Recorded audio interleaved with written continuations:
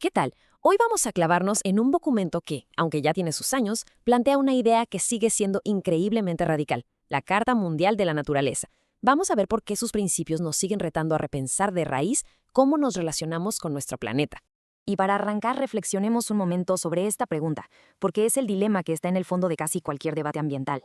A ver, ¿un río vale solo porque nos da agua o tiene un valor propio por el simple hecho de existir? La respuesta que le demos a esto, de verdad, lo cambia todo. Pues bien, vamos a explorar la respuesta que el mundo intentó darnos allá por 1982 con esta Carta Mundial de la Naturaleza. Y ojo, hay que entender que esto no es un tratado técnico o una ley más. No. Es en esencia una declaración filosófica, un intento de poner sobre la mesa un código moral para nuestra relación con el planeta. Pensemos un poco en el contexto de esos años, a principios de los 80.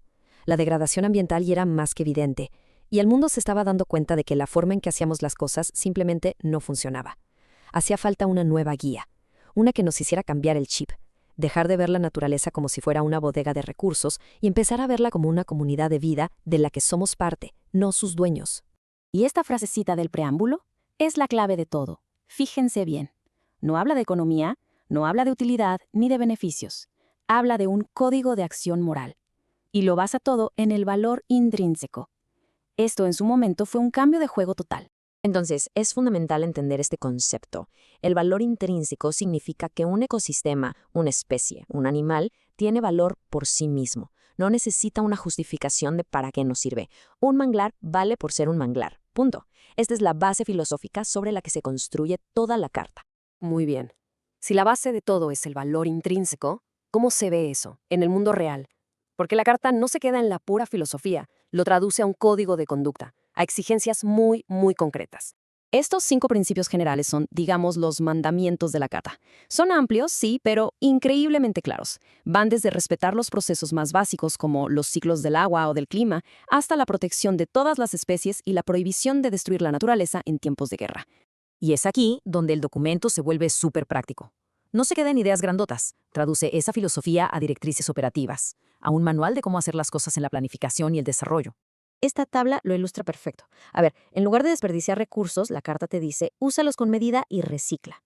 En vez de ignorar a la naturaleza en los planes, dice, la conservación es parte central de cualquier desarrollo. Se opone a la contaminación y promueve una agricultura que trabaje con el entorno, no en contra de él. Ahora, para que esto no se quede en la teoría, vamos a aterrizarlo. Imaginemos un escenario local, algo que podría pasar en cualquier comunidad, para ver cómo la carta de verdad cambia las cosas en el campo de juego. Ok, nuestro proyecto es reforestar un área comunitaria que ha sido dañada. El objetivo suena increíble, ¿no? Pero la forma en que lo llevamos a cabo es lo que realmente marca la diferencia. Sin la guía de la carta, lo más probable es que el enfoque sea súper práctico. Hay que plantar árboles y ya, entre más rápido mejor. Pero con la carta, el primer paso es otro. Te dice, a ver, espérate. Como dicta el artículo 9, primero hay que entender el lugar. ¿Qué había ahí antes? ¿Qué tipo de suelo es? ¿Qué puede sostener la tierra? La planificación se centra primero en el ecosistema.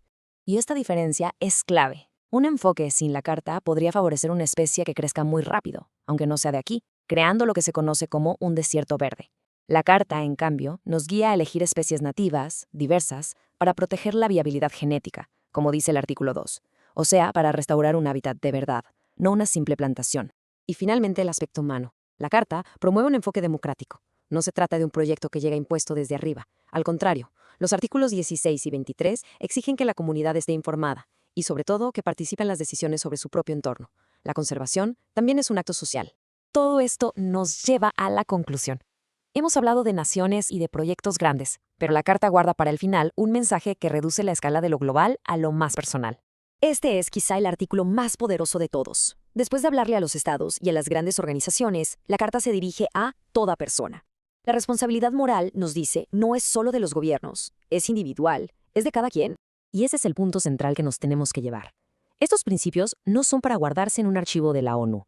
Están diseñados para ser una brújula moral, una guía para nuestras acciones de todos los días, para nuestras decisiones de consumo, para nuestra participación política, para todo. Así que cerramos justo donde empezamos, con una pregunta.